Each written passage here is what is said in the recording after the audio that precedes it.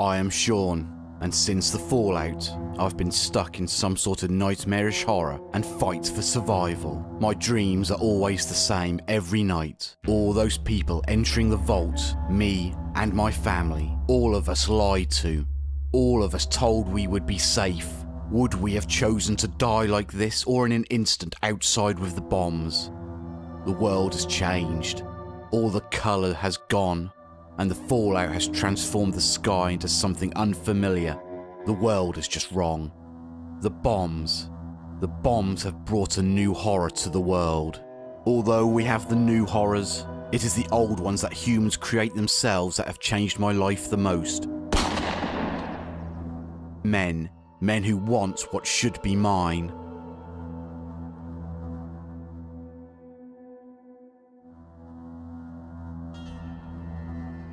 I see his face every night.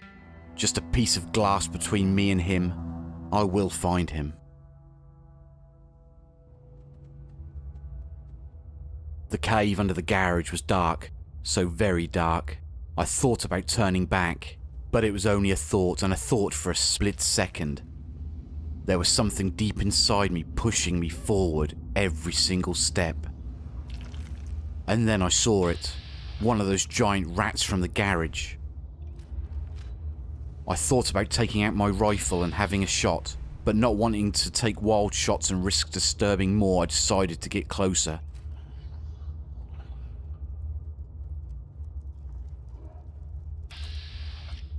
With an accuracy I never knew I had, I got a direct hit, but the damn thing rolled behind a barrel and I could not get another clear shot.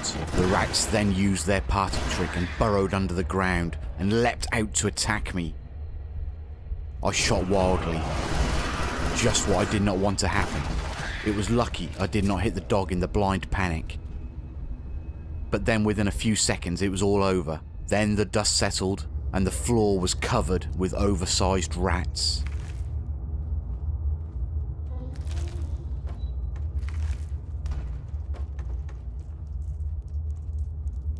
The cave was littered with debris. The bottles would come in handy. A wash and they could be of some use.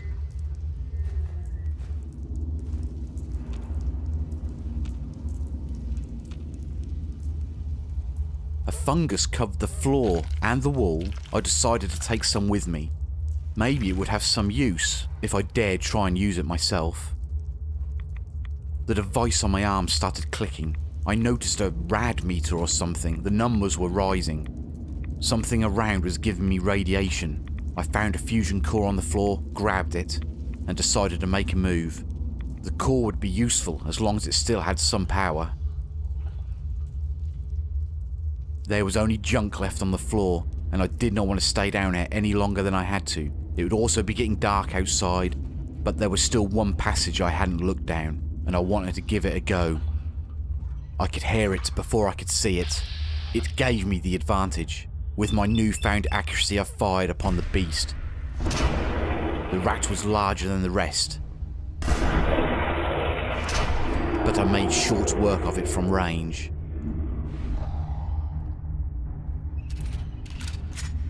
I ventured into the cave. It was a dead end. My first underground adventure was drawing to a close. Just the small matter of a safe.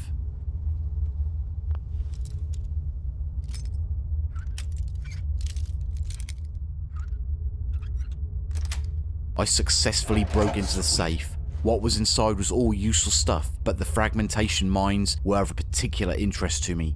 They would be handy. I did not stay any longer than I had to. I made for the cave's entrance and left the darkness behind.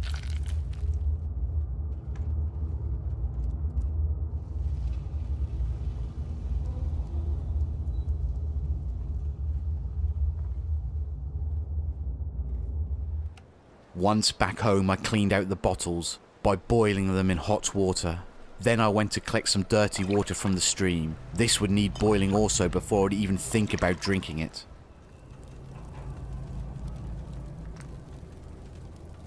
While my new dog companion kept watch, I boiled all the water Thirst for now at least should not be a problem.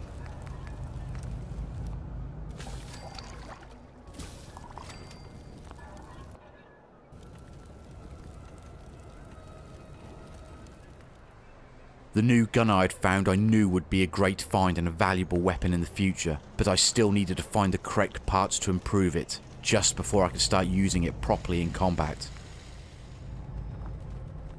I got some rest, and the following day I decided I would find those other survivors Codsworth told me about, and see if they were friendly. What I found in Concord would change my view of the new world forever, both for good, but also for worse.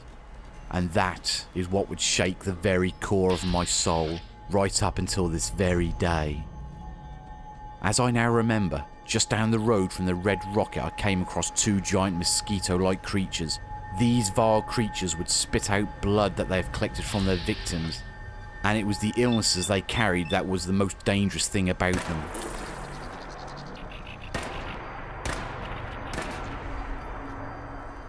I killed the first of the two with very little problem, but the second would be a greater challenge. As soon as the creatures started flying, they would become so much harder to hit. I had to get some distance between us, but once I turned round to get a sight of my attacker, it was no longer there. It too had made a retreat. I hoped it would keep flying and not return. I believe the dog could sense where it had gone, but I was willing to let it go, and not go hunting across unfamiliar terrain for it.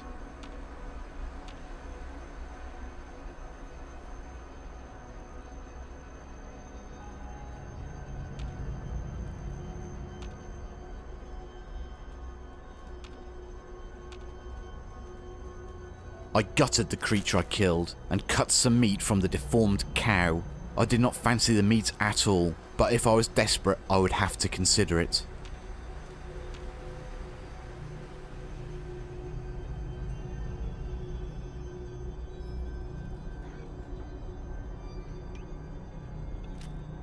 The first building I come across upon entering Concord was open, and I was able to take a look inside for anything of any use.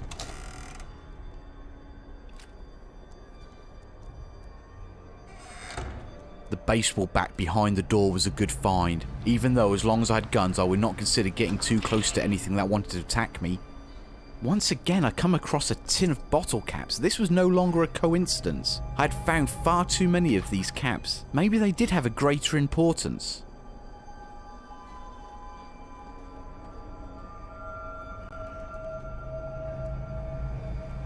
The upstairs was empty, just a mattress on the floor and a box of bobby pins that I had been using to break into locks. There was also a safe, so I gave it a go.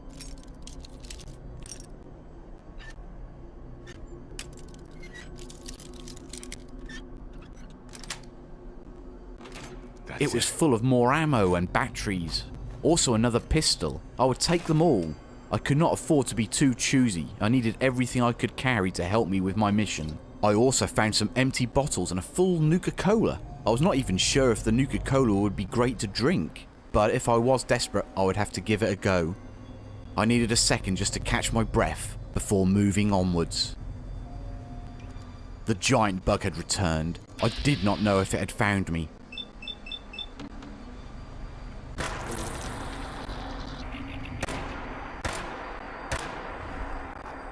I was able to drop the vile bug before it got too close to me.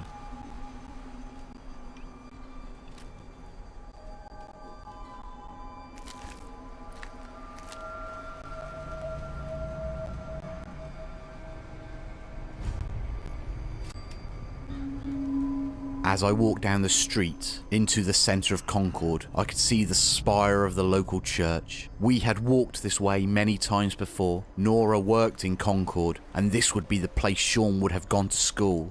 To see it now like this, just a shell with no life and no colour, the world really has come to an end. Or maybe I am dead and this is hell. Or just an endless nightmare.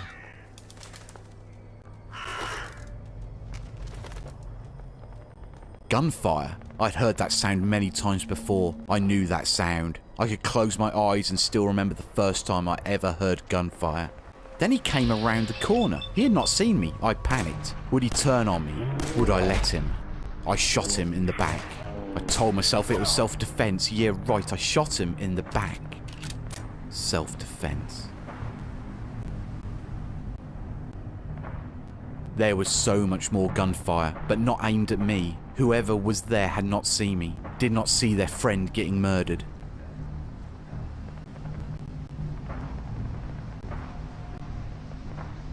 I looted his corpse of everything I would consider useful.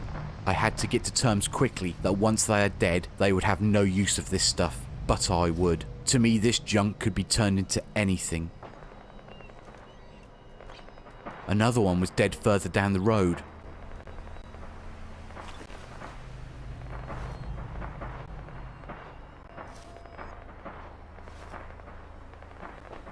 The building next to him was open. I decided to enter and get my bearings.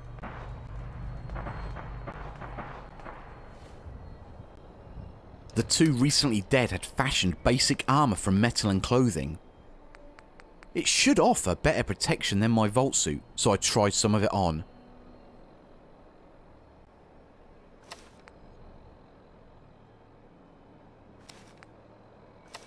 The new armour would offer some protection against basic attacks. I didn't think for a minute that it would stop a bullet, but I hoped I would never find out.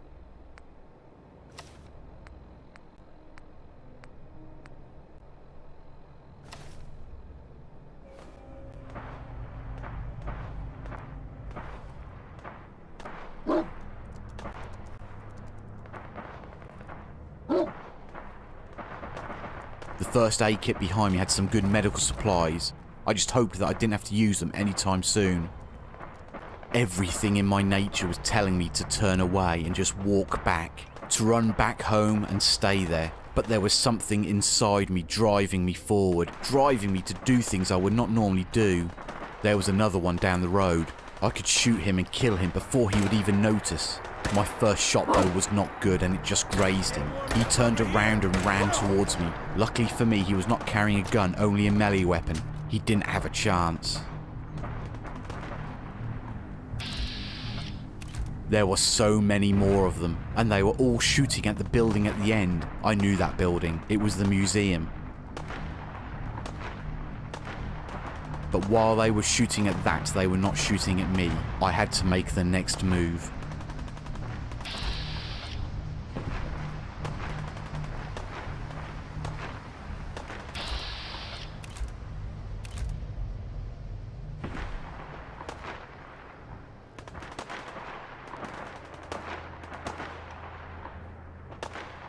I got a lucky break. One moved closer to me.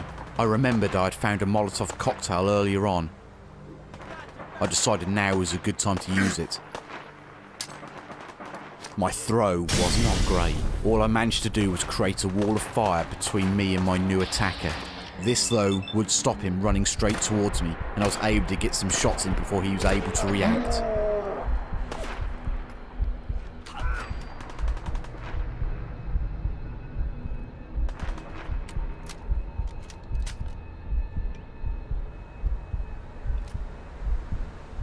With some newfound confidence, I moved in on the others.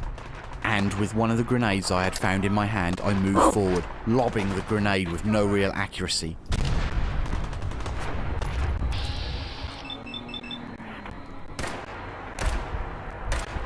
I used the distraction to kill one of the other attackers.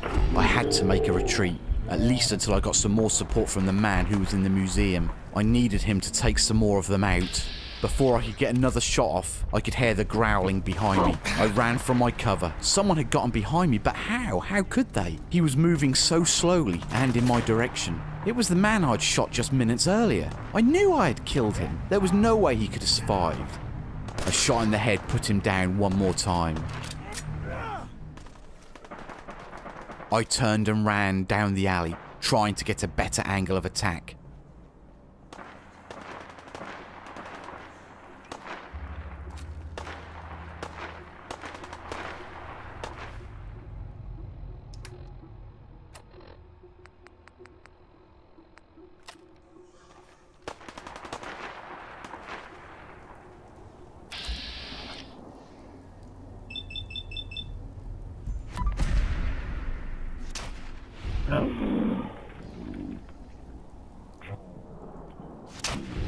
I was able to put one down before the others even knew I was there. My new plan was working. As she fell, the man and his strange gun on the balcony opened fire once again. The fog was getting bad, and though I would soon learn how to use the fog to my advantage, for now it was just as much of a disadvantage to me as my enemies.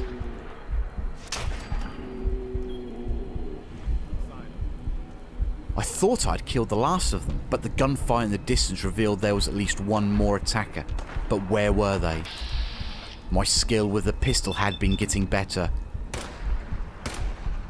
and the last of them soon fell.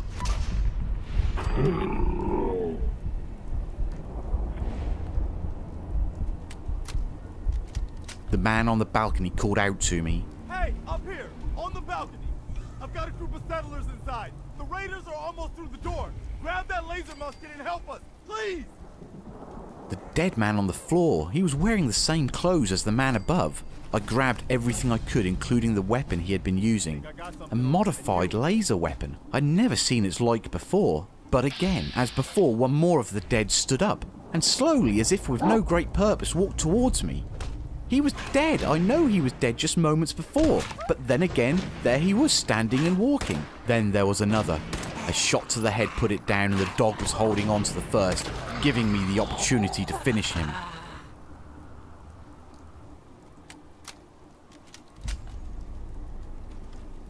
I decided to take a look at the corpse, to see what I could find.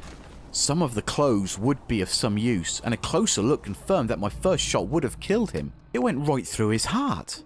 What dark magic was this?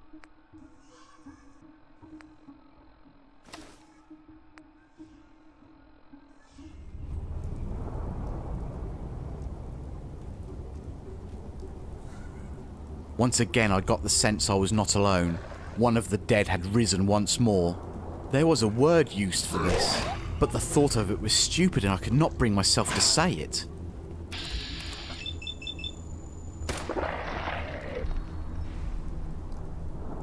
Another zombie walked down the road towards me. There, I said it, because that's what it is. What else could it be?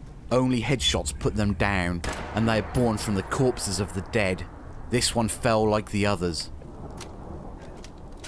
But still I was not alone.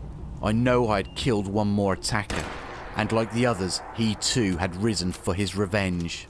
So in this new world, this new nightmare, the dead do not stay dead. Something had changed in the world. The bombs and the creatures were not enough, but also now the dead come back to life. I know the stories. A shot in the head will do it, but I also know one bite will end it. One more sweep of the dead to make sure. Then I would enter the museum and help the only real person who has talked to me since waking up. I know they want my help, and maybe if I had not helped them with the attackers, he would have shot at me too. But also I know one thing, he needs me, but I also need him. This is Shaun, and am I going insane in the game? Or am I just trying to survive this horror? If you like my tale, please comment, like, or sub, and please keep listening to my story. And maybe one time, if I'm lucky, I will see you all in the safe zone.